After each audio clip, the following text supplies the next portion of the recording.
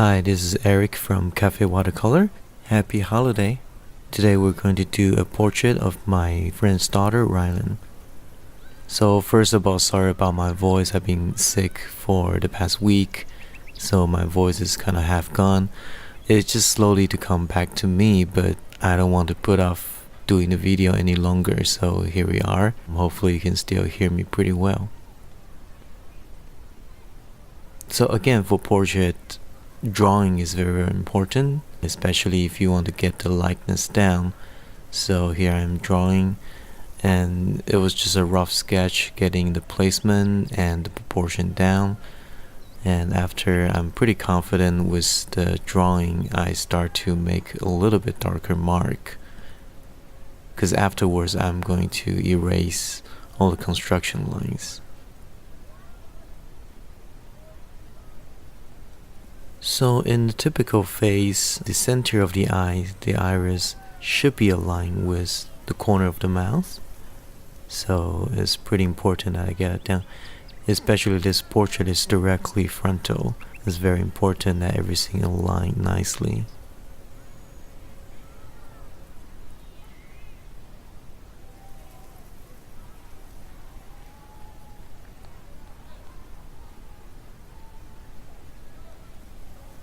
And now I'm just gonna checking the proportion. In the generic head, the distance of eyebrow to the root of the nose equals to the distance of the root of the nose to the bottom of the chin. So as you can see, you need to check that. So she is a child, but she's not an infant, so her facial proportion is pretty close to an adult actually, just that some of the feature on her head will be a little bit different. For example, the eyes are much bigger than most adults, and the nose is not as distinct.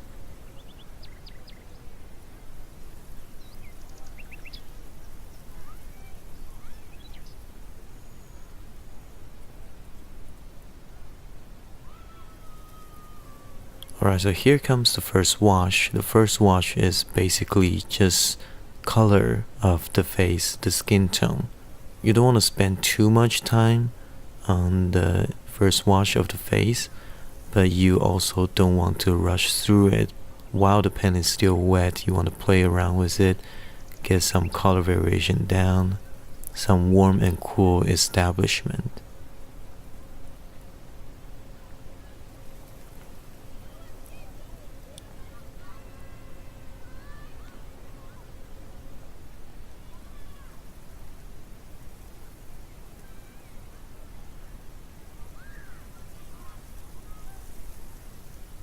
So I use a little bit of a cerulean blue to get some cool skin tone down.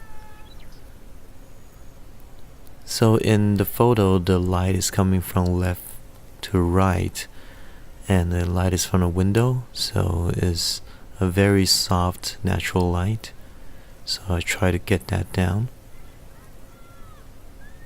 So you can see, for the first wash, you can establish some tonal value while it's still wet by adding some darker paint.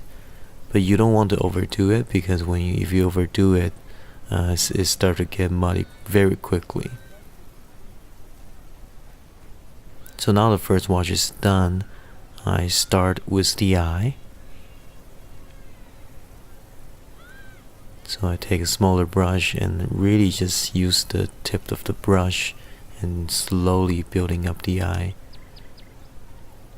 So the shape of the eyes is pretty important. Everybody have a unique shape of the eyes. For me, to try to get that in is really important, especially for her, because she has this beautiful, bright, big eyes.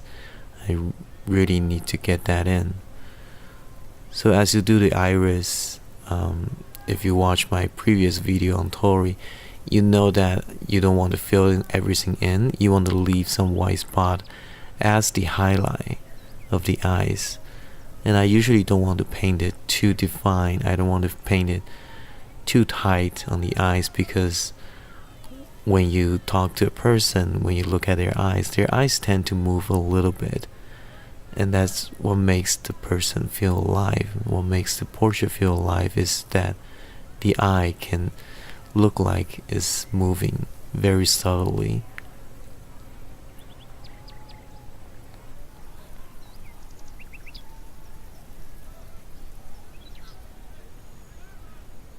So I get some warm and cool color down, and I use some clean water and to have a little damp in the brush to soften the edge like this.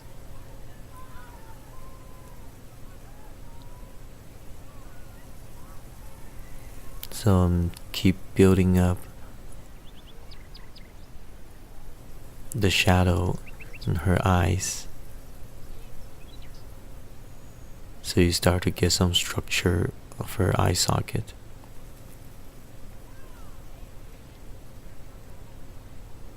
Now she is a child, so I don't want to make it too dark.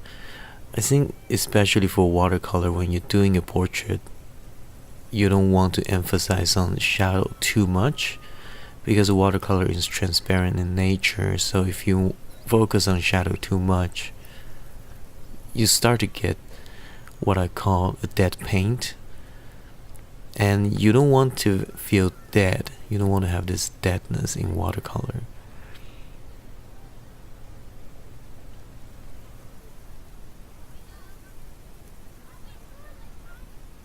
For me, oil is a much better medium for strong light and dark contrast. For watercolor, you really want that transparent feel to it.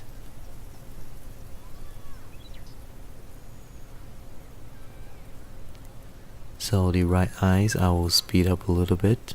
It's basically the same process.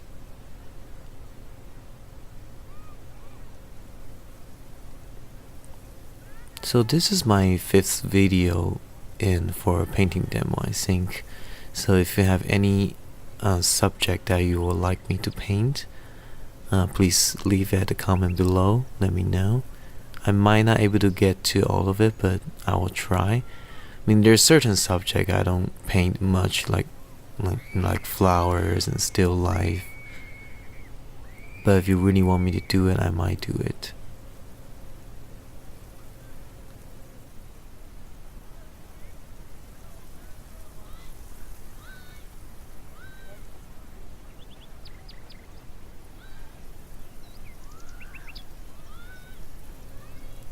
So we need to have a little bit darker on the right side, because that's the shadow side. And dropping some cool color while it is still wet, just to kind of cool things down a little bit. Overall it's really red. But to paint a Caucasian skin tone, there's actually quite a bit of redness in their skin tone. You don't want to use a lot of yellow, because that would tend to make the skin tone too orange.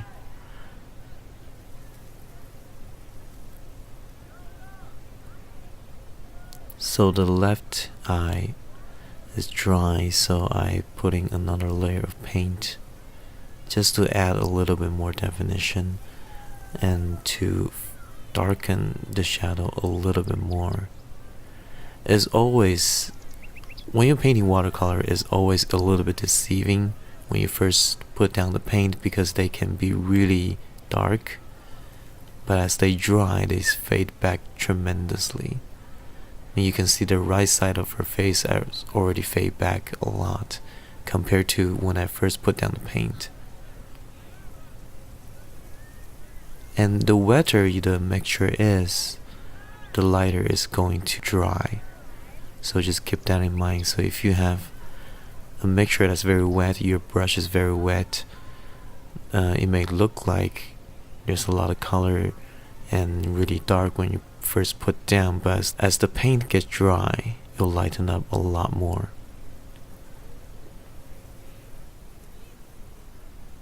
So I get to the nose and try to get some form going on and bring out that shadow again to the right side of her face, all the way down to her chin.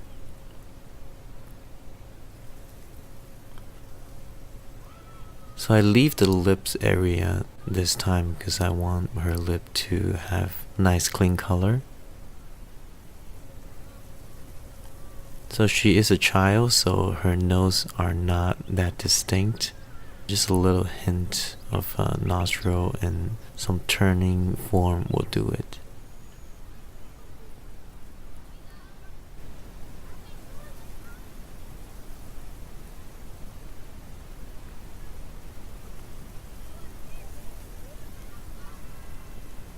So I'll start to paint the nostril.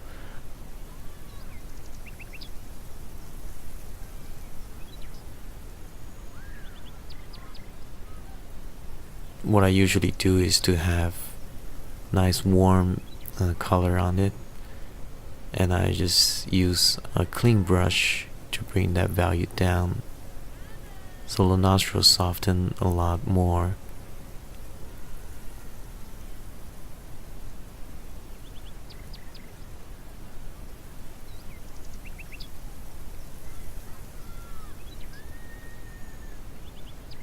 So a little bit indication of the form on the left side.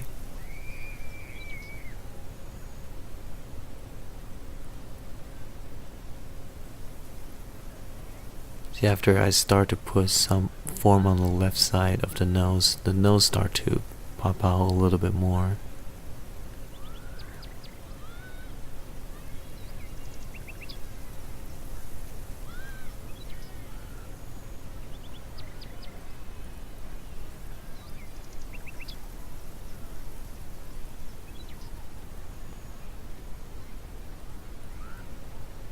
So I go over on the right side yet again, because compared to the nose, the right side of the face is really not dark enough.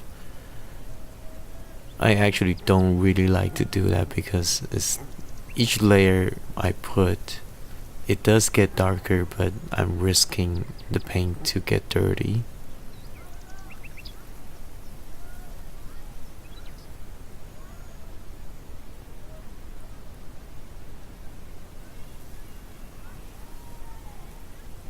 So I add a little bit more cool color on the right. That again just to add some color variation. Give it some really subtle definition of her neck.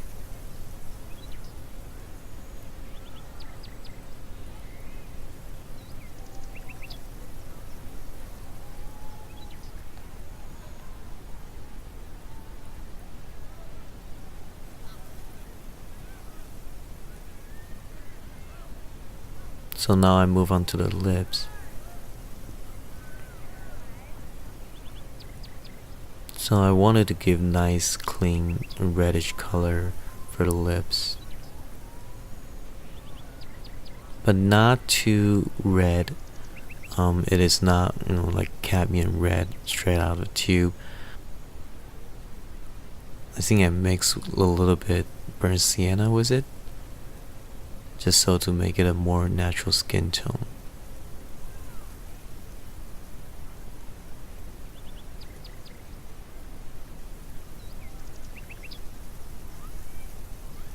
So I really took some time to define her lip shape.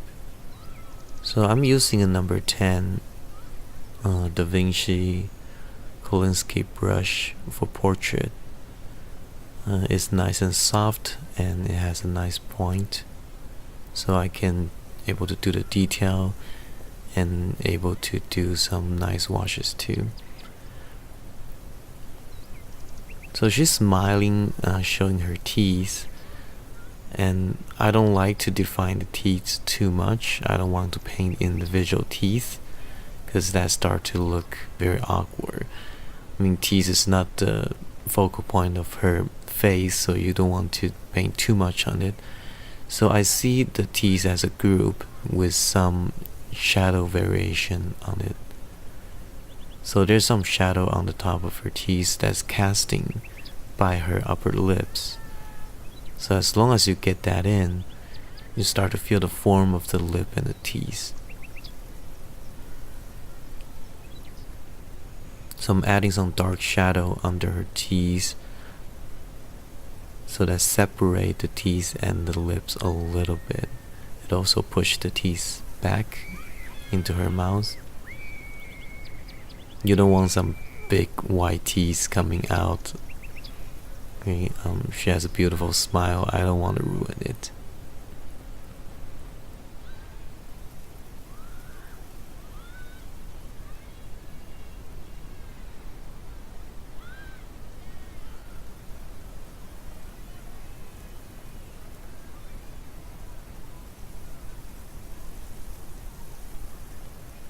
When a person is smiling, the corner of her mouth usually has a little bit more shadow because the lips stretch out and they push the cheek a little bit. So if you want to paint a person smiling, besides the shape, the shadow in the corner of the mouth is pretty important.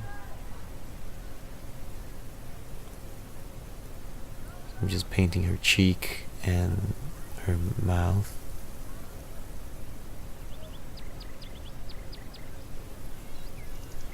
Again, this edge needs to be softened quite a bit. You don't want a lot of hard edges on, especially a little girl. So that's one of the reasons I actually enjoy painting a male portrait better, because I have less stress to make it really soft looking and really pretty looking. But still, painting a pretty girl is actually a very enticing. Just that it's a lot more stressful when you actually paint it.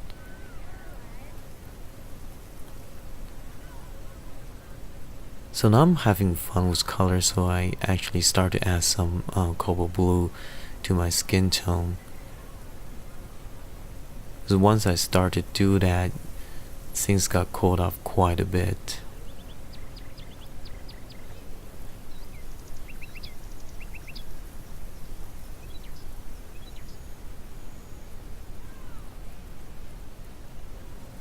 And now I rapidly just move on to the hair. So she is a blonde hair girl, so her blonde hair is pretty important. So you want to keep... So I like painting blonde hair because watercolor is great for that. You can really have some nice light going on. Blonde hair under the sun, under the light, you feel the glow of the hair. Right? I'm Asian, so my hair is black, so you don't get the same effect.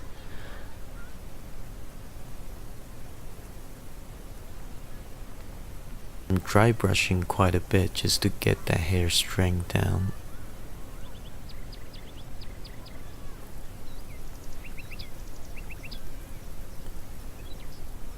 For the first wash of the hair, I really just want to give a nice transparent this golden color with a little bit hint of the warm color.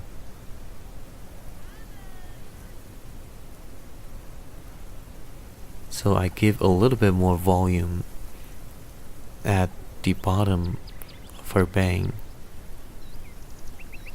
just so you can kind of feel that the hair on her forehead, the bang is turning. So while it's still wet, I add a little bit more darker paint with burnt sienna and a little bit of burnt umber.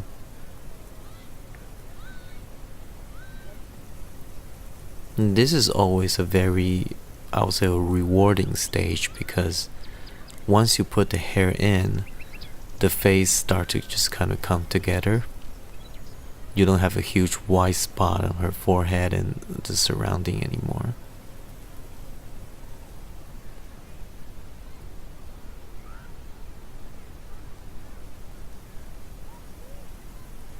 So I'm gonna scratch some highlight with a palette knife. This art to be done while the paint is still wet and you have a pretty good amount of paint on your paper.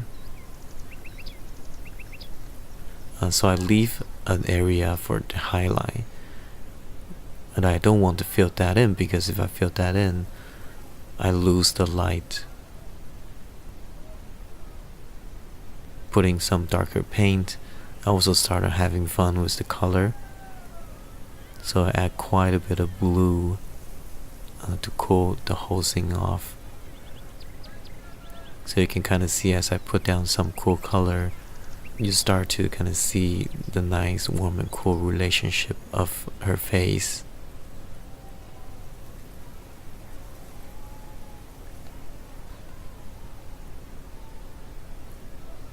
So you can see I leave quite a bit of a little white spot on her hair, just to make it to feel there's a little bit more light and some suggestive detail.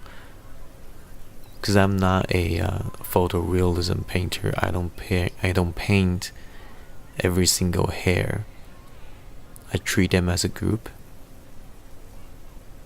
So it's just a lot of value grouping, so you can kind of feel the hair has form turning, some light and dark.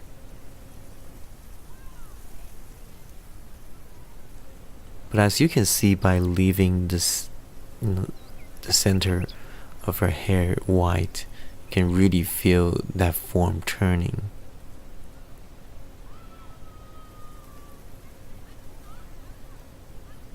So it's come together nicely, adding some more cool color to have a little bit more color variation. So define the nose a little bit further now that it's dry.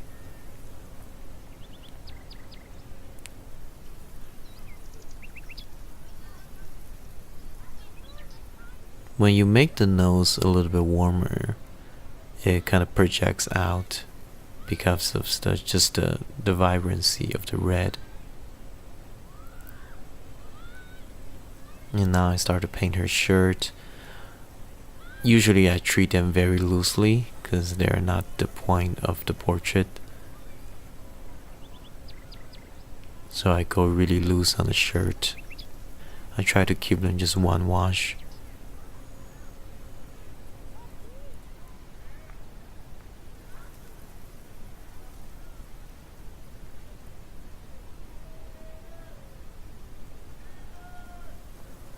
So I paint the background very carefully. I leave out some white for the hair. So when the background is in, the hair pops out even more.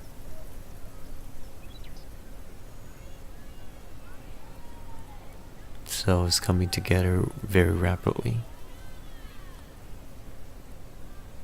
So even though I'm covering part of her shirt, I want to leave the suggestion of her shoulder. She's a kid, so the shoulder is very narrow.